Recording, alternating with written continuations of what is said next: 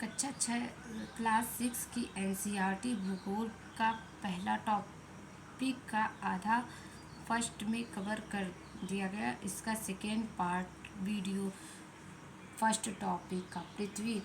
सूर्य से दूरी के हिसाब से पृथ्वी तीसरा ग्रह है। पृथ्वी सूर्य के हिसाब से कौन सा ग्रह है? तीसरा ग्रह है। आकार में पांचवा सबसे बड़ा ग्रह है।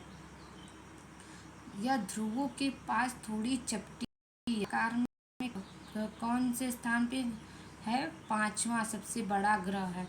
ध्रुवों के पास कैसी है पृथ्वी? थोड़ी सी चपटी है। यही कारण है कि इनके आकार को भू आप कहा जाता है। भू आप का अर्थ है पृथ्वी के समान आकार। जीवन के लिए अनुकूल परिस्थितियां संभवतः केवल पृथ्वी पर ही पाई जाती हैं। पृथ्वी न तो अधिक गर्म है और न ही अधिक ठंडी। यहाँ पानी एवं वायु उपस्थित है जो हमारे जीवन के लिए आवश्यक है। वायु में जीवन के लिए आवश्यक गैसें जैसे ऑक्सीजन मौजूद है। इन्हीं कारणों से पृथ्वी सौरमंडल का सबसे अद्भुत ग्रह है। अंतरिक्ष से देखने पर पृथ्वी नीले ग्रह की दिखाई पड़ती है क्योंकि इसकी 2/3 सतह पानी से ढकी हुई है, इसलिए इसे नीला ग्रह कहते हैं। अंतरिक्ष को पृथ्वी पर देखने में किस कलर का दिखाई देता है? नीले रंग का दिखाई देता है। क्यों दिखाई देता है? क्योंकि इसका 2/3 सतह पानी से ढका हुआ है, इसलिए पृथ्वी नीला ग्रह दिखाई देता है। चंद्रमा। हमारी पृथ्वी के पास केवल एक उपग्रह है, चंद्रमा। इसका व्यास पृथ्वी के व्यास का केवल 1/4 है। यह इतना बड़ा इसलिए प्रतीत होता है क्योंकि हमारे ग्रह से अन्य खगोलीय पिंडों की अपेक्षा नज़दीक है। यह हमसे लगभग 3,84,400 किलोमीटर दूर है। अब आप पृथ्वी से सूर्य एवं चंद्रमा की दूरियों की तुलना कर सकते हैं। क्या आप जानते हैं प्रकाश की गति लगभग 3 लाख किलोमीटर प्रति सेकेंड है। इस गति के बावजूद सूर्य के प्रकाश को पृथ्वी तक पहुंचने में लगभग 8 मिनट का समय लगता है। सूर्य के प्रकाश को पृथ्वी पर पहुंचने में कितना समय लगता है? 8 मिनट लगता है। प्रकाश की गति कितना है? प्रकाश की गति 3 लाख किलोमीटर सेकेंड है। इस रोचक तथ्य नील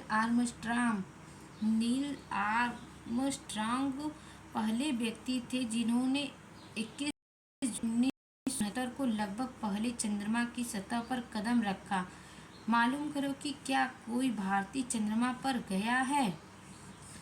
उपग्रह एक खगोलीय पिंड है जो ग्रहों के चारों ओर उसी प्रकार चक्कर लगाता है जिस प्रकार सूर्य के चारों ओर चक्कर लगाते हैं। मानव निर्मित उपग्रह एक कृत्रिम पिंड है।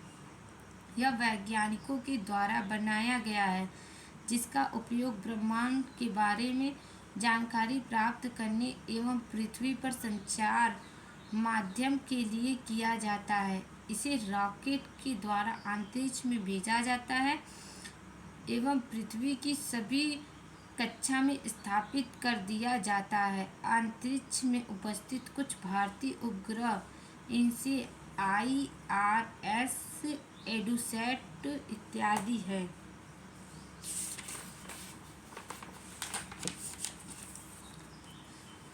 जीव एवं पौधों को जीवित रखने तथा विकास करने के लिए किन तत्वों की आवश्यकता होती है? इसको हल करिए। चंद्रमा पृथ्वी का एक चक्कर लगभग 27 दिन में पूरा करता है। चंद्रमा पृथ्वी का एक चक्कर कितने दिन में पूरा करता है? 27 दिन में। लगभग इतने ही समय में यह अपने अक्ष पर एक चक्कर भी पूरा करता है। इसके परिणाम स्वरूप पृथ्वी से हमें चंद्रमा का केवल एक ही भाग दिखाई देता है। पृथ्वी से हमें चंद्रमा का कितने भाग दिखाई देते? एक ही भाग दिखाई पड़ता है। चंद्रमा की परिस्थितियां जीवन के अनुकूल नहीं है। चंद्रमा पर परिस्थितियाँ जीवन के अनुकूल नहीं है। यहाँ न पानी है न वायु। इसकी सतह पर पर्वत, मैदान एवं गड्ढे हैं। चंद्रमा के सतह पर क्या है? पर्वत, मैदान एवं गड्ढे हैं जो चंद्रमा की सतह पर छाया बनाते हैं। पूर्णिमा के दिन चंद्रमा पर इनकी छाया को देखा जा सकता है। कौन से दिन इनकी छाया को देखा जा सकता है चंद्रमा की? पूर्णिमा के दिन। क्षुद्र ग्रह तारों, ग्रहों एवं उपग्रहों के अतिरिक्त असंख्य छोटे पिंड भी सूर्य के चारों ओर चक्कर लगाते हैं। तारों, ग्रहों एवं उपग्रह के अतिरिक्त असंख्य छोटे पिंड भी सूर्य के चारों ओर चक्कर लगाते हैं। इन पिंडों को क्या कहते हैं? क्षुद्र ग्रह कहते हैं। ये मंगल, बृहस्पति की कक्षाओं के बीच पाए जाते हैं। वैज्ञानिकों के अनुसार क्षुद्र ग्रह के ही भाग होते हैं जो कि बहुत वर्ष पहले विस्फोट के बाद ग्रहों से टूटकर अलग हो गए थे। कौन? क्षुद्र ग्रह। उल्कापिंड। सूर्य के चारों ओर चक्कर लगाने वाले पत्थरों के छोटे छोटे टुकड़ों को उल्कापिंड कहते हैं। किसको उल्कापिंड कहते हैं? सूर्य के चारों ओर छोटे छोटे पत्थरों के टुकड़ों को क्षुद्र उल्कापिंड कहते हैं। कभी कभी ये उल्कापिंड पृथ्वी के इतने नज़दीक आ जाते हैं कि इनकी प्रवृत्ति पृथ्वी पर गिरने की होती है। इस प्रक्रिया के दौरान वायु के साथ घर्षण होने के कारण ये गर्म होकर जल जाते हैं। फलस्वरूप चमकदार प्रकाश उत्पन्न होते हैं।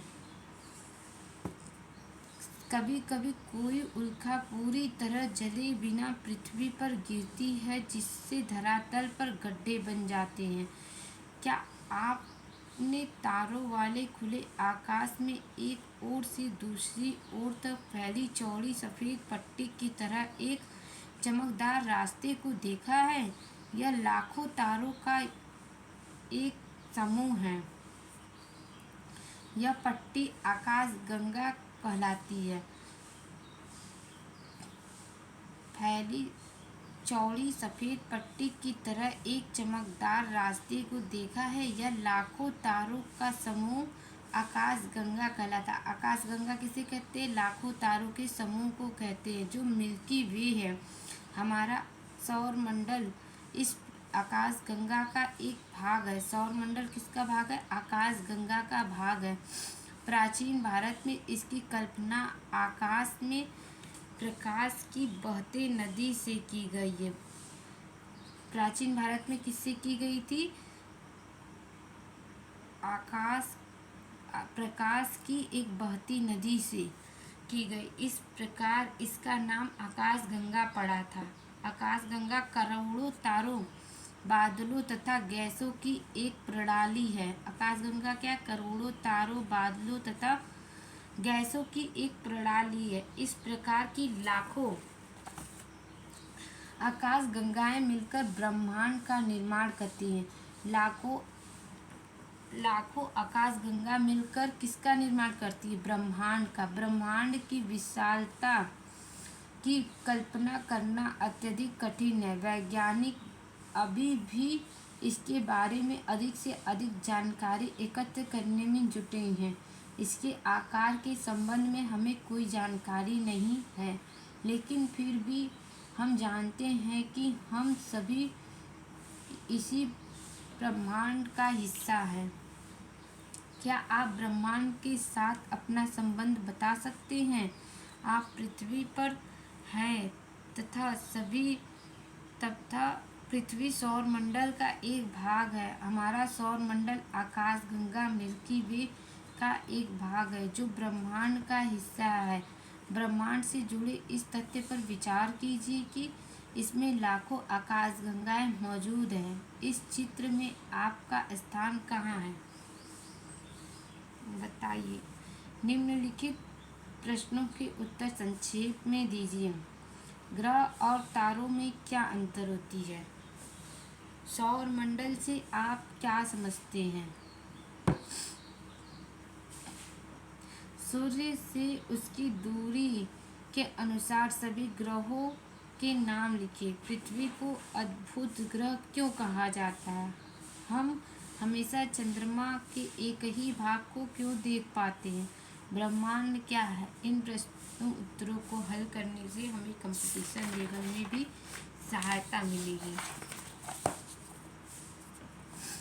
सभी सभी ग्रह सूर्य के चारों ओर किस पथ पर चक्कर लगाते हैं? दीर्घवृत्ताकार पर। ध्रुव तारे किस दिशा को दर्शाता है? उत्तर दिशा को। क्षुद्र ग्रह किन कक्षाओं के बीच पाए जाते हैं? मंगल एवं बृहस्पति। खाली स्थान को भरें।